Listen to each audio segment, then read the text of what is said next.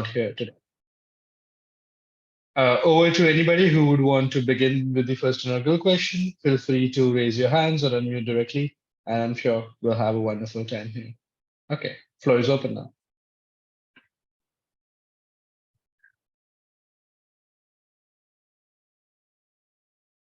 Interestingly, okay, yeah, Adrian, please go ahead. Yeah, I felt like everybody would be shy to ask, but one of the questions that I would actually bring up is Rajesh mentioned sustainable financing, and I just wanted to kind of ask, where would one, as a social entrepreneur, go about accessing sustainable financing of the typology that you were speaking about, ESG, etc.? That's a excellent question. So before I get to the answer of that question, let me put a perspective to it first, right? So if you really look at it, in the early times, the investments were all about the returns, chasing a good financial return with a protection of an asset in some ways, right? Whether it be a debt or a equity, that has been the mantra, which was a financial only investments. Over the last course of last 10 or 15 years, the investments has moved into area of what we call as a responsible investment and a sustainable investment. Now, the responsible and sustainable investments, if you look at it, still they are still seeking a extremely positive high returns.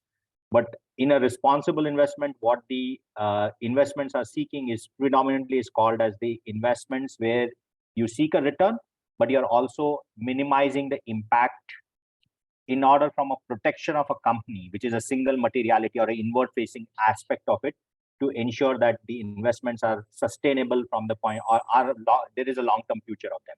Sustainable is that, okay, they are also working towards in terms of some amount of climate adaptation, climate mitigation.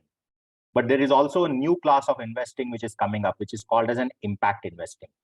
Now, the impact investing is an area where there are a certain amount of dedicated funds which are actually chasing a financial return or a return on investment, but with a specific targeted areas like which will create a social impact, which will create a environmental impact, climate impact, bring in more peer social justice, bring in more elements in terms of making our supply chains or agricultural supply chains more sustainable, affordable housing kind of segments, which are all impact investing, where there is a returns, but then there is that is an impact investing. And within the impact investing, you can further break it down from a spectrum perspective, is that one which are targeting to get a market return, ones which are actually looking at a subpar returns, but the social objective is getting more pronounced for them.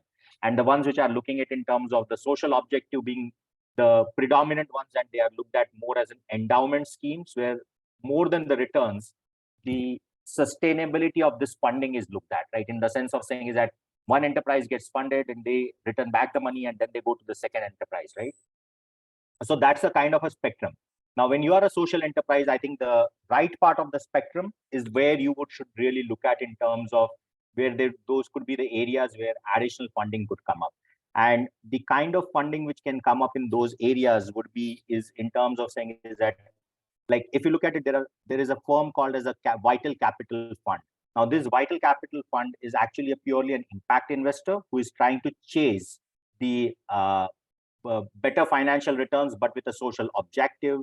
And Vital Capital as such is funding in the cases of infrastructure, housing projects, agro-industrial projects, sustainable finance, renewable energy, healthcare, and education. And I think a lot of people here, which I saw from a profile, are engaged in some of these areas from your perspectives itself, right? Then there are funds like Tridos Investment Management, which is basically looking at subpar returns, not a market leading returns, but they also bring in the social objectives, especially around the sustainable agriculture kind of areas where they have quite a significant amount of funds. Then there are reinvestment funds, which are what I spoke about, the third category, where they are looking at in terms of a bit of a lower return, but they actually look at in terms of providing access to healthcare, educational programs, job initiatives, those are the kind of topics which they get invested in. And the final part, which I would say, is that there is the United Nations promulgated funds, which are like Blue Orchard Finance, which is invested in more than 20 million plus entrepreneurs across the globe for both debt and equity financing, and especially with focus on elevating hunger, poverty, fostering entrepreneurship, establishing and production and establishing food production chains, educational programs. I see that quite a few of the people are actually looking at educational programs. Apart from this, there are the other philanthropic funds which are there in terms of the foundations, the family offices, high net worth individuals, pension funds, government institutions within your own country. Depending upon which country you are, there are governmental programs where the funding could be sought for, right? So there are multiple avenues when you talk about social enterprises in terms of beyond the just financial institutions which could fund, right? With a different investment objectives, right? For institutions which specialize on different specific objectives, right? Does that Great. answer Thank your you so question? much.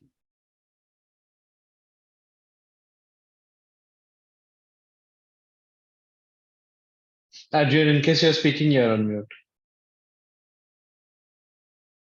No, I'm not. I think I just asked Sorry. that. Does that answer the question, right? Yeah, it does. Sorry, I was having a little problem with the microphone. It does. I just you're speaking a little bit faster, so I didn't catch some of the names. But thanks very much. I did see the point where that you're making. Yeah. Okay. Amazing. Thank you for that question. Thank you for a wonderful answer to that, Rajesh. Who's next?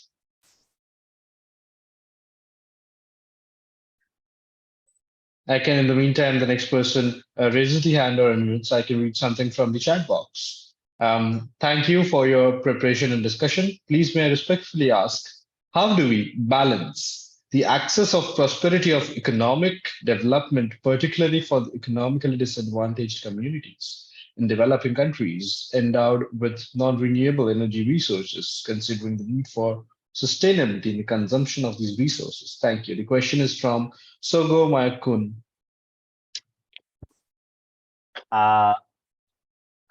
If I were to understand this question more broadly, so the question I am understanding is that how do you balance between the prosperity and economic development, the prosperity and economic development versus the disadvantages the communities or the socially backward economies do have, right? I think that's the pretext of the question. If I were to understand this, right? Perhaps yes. In case of more clarity, Sogo, if do you want to unmute and ask your question directly to Rajesh, if you are able to?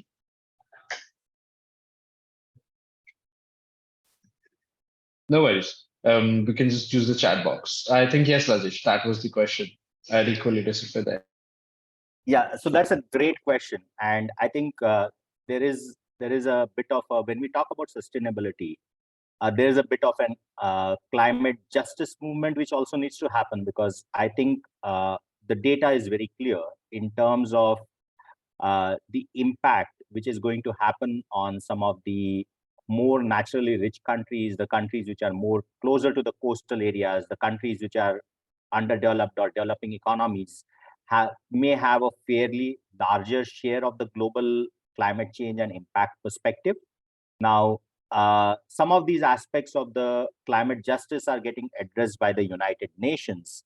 Having said that, there are also programs and the policies which a lot of these developing and developed countries are taking up in terms of making a sustainable change and an impact in terms of the developmental economics. There is a spending which is happening from a developmental economics point of view.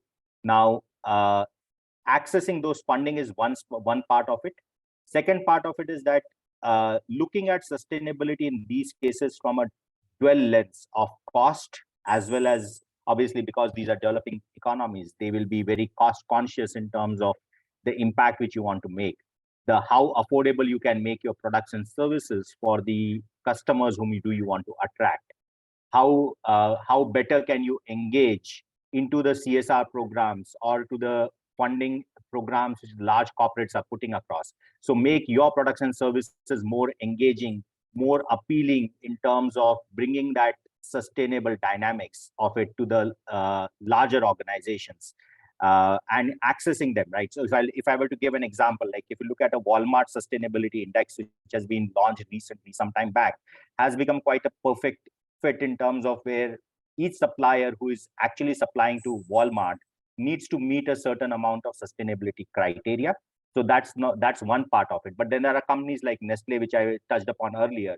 They are anchoring with some of the suppliers in the from a local sourcing perspective, from a better diversity of their supply chain perspective. They are anchoring some of the suppliers from the developing and underdeveloped economies to really bring that kind of an aspect and providing some pivotal investments and research as well as support to them. So that could be a balancing act in terms of how do you make your products and services being recognized by some of these multinationals and the large corporations as well. So that could be the other avenue where you could look at. And finally, and the last point which I would mention is that when you look at your product chain, right from the start of the sourcing, what you transform, what you deliver as product and services, in the entire chain, there are elements of material, there are elements of wastages, there are elements of energy consumption, people involvement, labor involvement in which is there. You could really optimize that from a point of view of really targeting the limited cost, as well as looking at consumer segments globally or within your national markets who are actually more likely to pay you a higher revenues for your products and services and higher margins, and then balance out between those higher margins versus attract those through with different product variants. So like if you could have a sustainable packaging product, which is a little more expensive than a product which is not sustainably packed out. And then you could actually get more better margins out of it because those customers are more conscious about it, as an example. So that's how I would really put it across, right? Got it. I think that is very exciting of a perspective and actually bridges the question exactly. In the interest of time, we do have time for one or two max good, crisp, short questions. I'll read something from the chat box by Sandhya Iyer.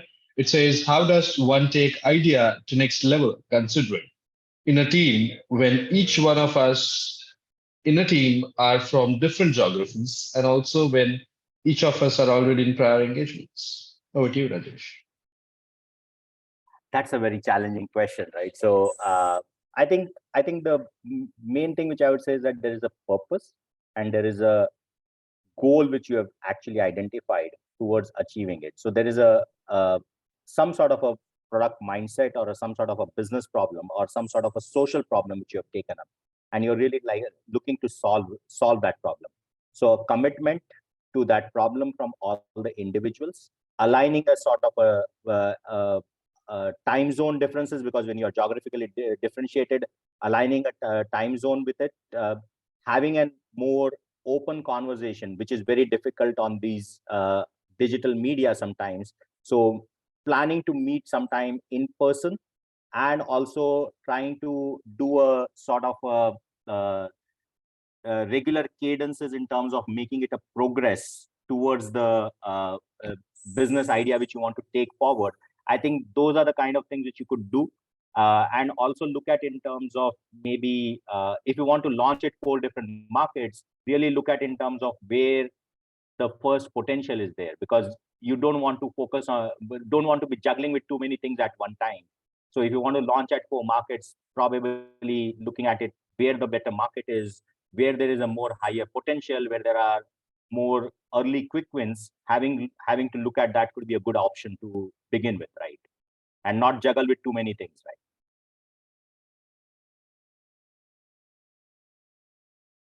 Absolutely. That's a fantastic take on it. We have time for one last question. And Fahad, I see your hand raised up. Please go ahead.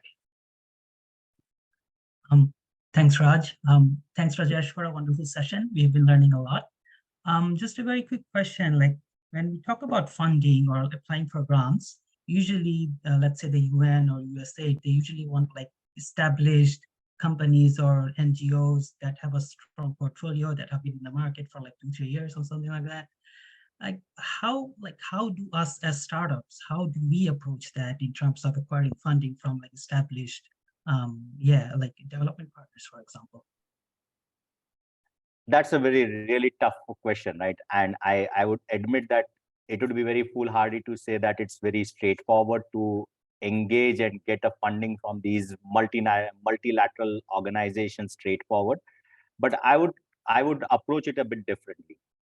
I would talk about it in terms of saying is that first of all, there are, when you look at in terms of the private equity or venture capital firms, or when you look at firms which you are actually going after, or the programs in which you are trying to get a funding, look at first and the foremost thing is in terms of the alignment of that investment objectives with the social cause which you are trying to solve, right? Because these funds are created with a certain amount of investment or a social objective which they want to meet, and the fund managers or the trustees have a fiduciary responsibility to it.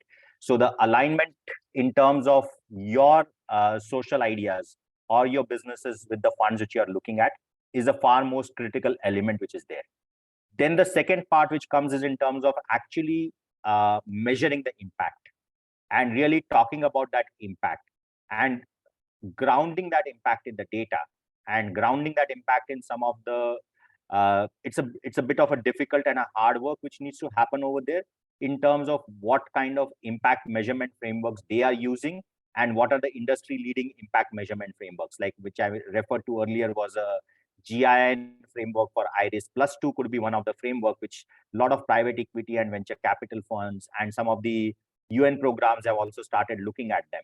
So within that there are hundreds of matrices, but what are the 5 or 6 KPIs which you are trying to do an impact, being very clear about that and how that is going to impact, having a real sense and a purpose and a clear directionality of how you're going to create that impact. And as I will say that not all systems are perfect. We are not gods to make the systems very perfect, like a perfect natural balance. There will be some collateral damages in some other areas, because even if you look at United Nations 17 SDGs, there is a bit of a conflict between them. It is a wicked problem. So you can't be meeting all the 17 at all the time for every human activity. So there will be some of those trade-off choices, some of the collateral damages which you will be doing on the some other SDGs, being absolutely clear about that and how you are trying to minimize it or how you are trying to acknowledge it and being transparent about it. I think that's a third element in terms of your preparedness. And after that, it's like you need to go and look at like-minded funds, which I said, reach out through their programs which are there. They do call out for some of the investment funding which they want to do it across. That's the part of it. Having said that, the silver lining which I want to close up with it is that I am talking to multiple, in my role at HCL, I keep on talking to various different financial institutions. And I can see is that a lot of financial institutions and banks are actually likely to come out in order to make their portfolio more greener, more sustainable. They are likely to come out with a lot of new products and services, which are actually allowing them to fund such kind of enterprises. So be watching out for the new products and services with some of the leading banks which are going to be launching it, because as we speak, there are at least 10 conversations I'm having with different institutions in terms of talking about what kind of new products and services they can launch to fund such kind of initiatives, right? Amazing. Thank you so much for all the wonderful questions. And of course, thank you very much, Rajesh, for a wonderful, exciting session. In the interest of time, we'll be leaving the breakout room and everyone will be proceeding to the main room. I'll once again take the opportunity to thank you, Rajesh. Thanks a lot. Thank you. And it was my pleasure to be part of such a beautiful audience. Thank you. Thank you very much.